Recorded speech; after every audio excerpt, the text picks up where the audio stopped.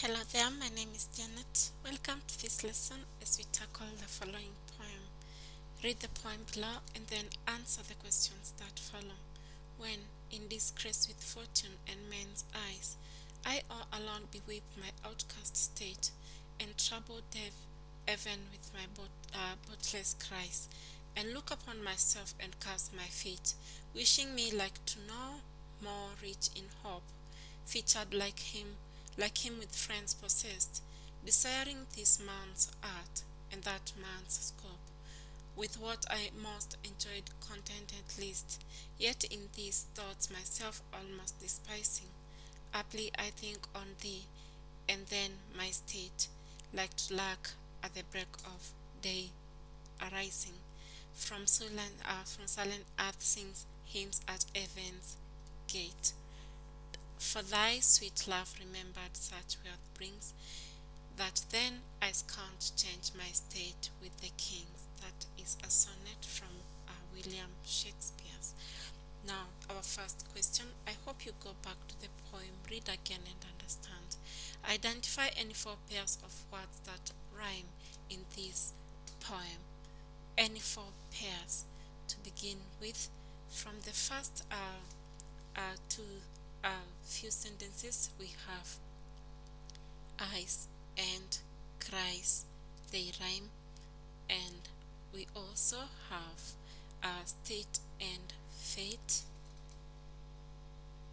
This state and this fate is also rhyming, and we also have hope and scope. Hope and scope. Also rhyming, we have state and gate, and we also have brings and kings. That is the four pairs or the pairs of words that rhyme in this poem.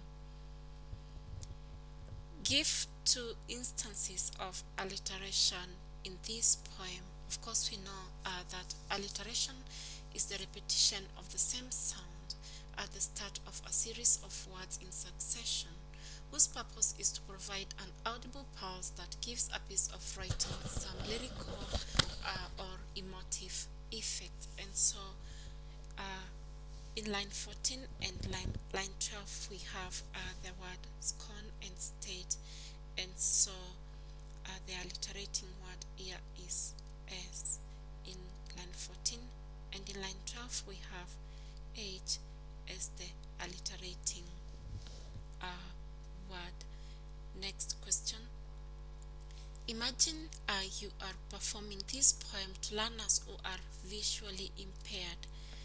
Explain 4 ways in which you would ensure that they get the message effectively. 1. Use of tonal variation.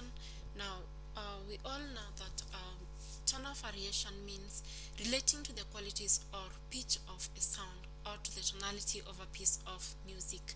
You can also use stress, and stress it's the emphasis that falls on certain syllables and not others. So if it falls on this syllable, it does not fall on the other syllables, then that is what we call stress. We also have dramatic pause.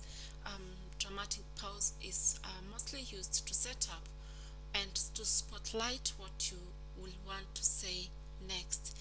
And then use of pitch and tempo. Now pitch is the relative highness or lowness of a tone as perceived by the ear, and it depends on a number of vibrations per second produced by the vocal cords, while tempo in tempo or speech tempo is a measure of number of speech units of a given type produced within a given amount of time. That is what we call tempo.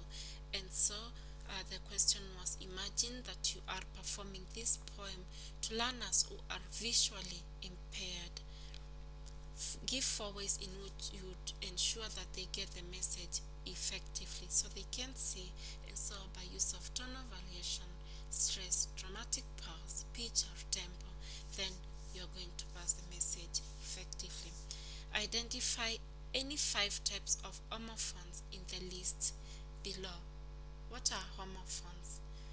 Um, we know that it is a word that is produced the same as another but differs in meaning, or each of two more words having the same pronunciation but with different meaning. That is what we call homophones. And the list is below. We have phloem and we have mud, hair, flows, berry, hair, coals, flame, close, mud, coals, close, board.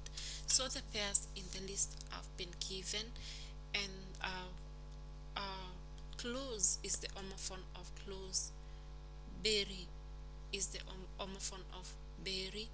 We have phloem is the opposite of phloem, and flows is the homophone of flows, and cows is the homophone of cows. Those are the pairs of homophones that we have from the list given below. Thank you so much for watching this one, and I hope this helps you improve on your English. Kindly remember to like, please share this video if you find it helpful. Also subscribe. See you in the next lesson.